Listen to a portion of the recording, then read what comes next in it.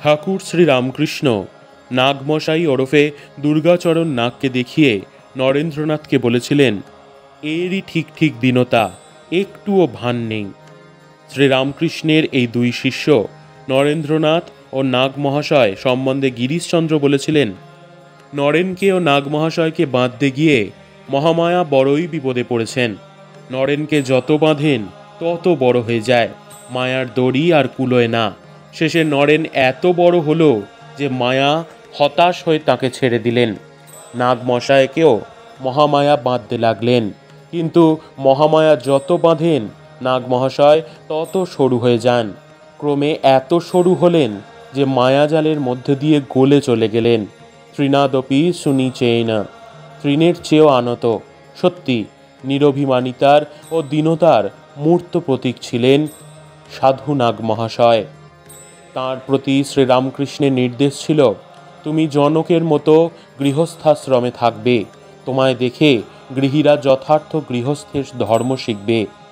1893 খ্রিস্টাব্দে শ্রী শ্রী মা বেলুড়ে নীলাম্বর বাবুর বাড়িতে অবস্থান করছিলেন।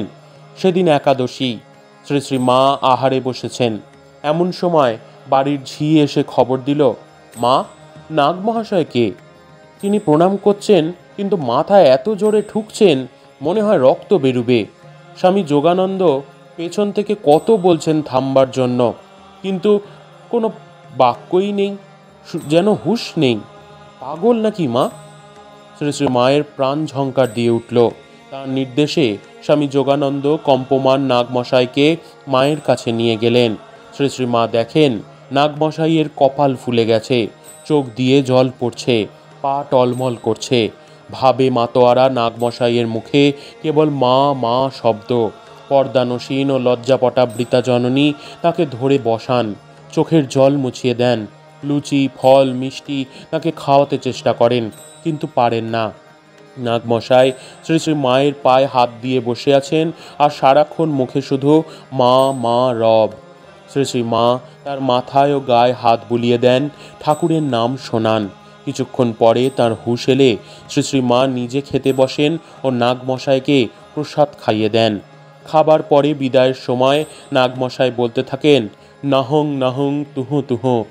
ফেরার পথে আনন্দে আত্মহারা নাগ মহাশয় বারংবার বলতে থাকেন, বাপের চেয়ে মা দয়াল, বাপের চেয়ে মা দয়াল। সম্ভবত এটি নাগমশাইয়ের প্রথম মাতৃদর্শন।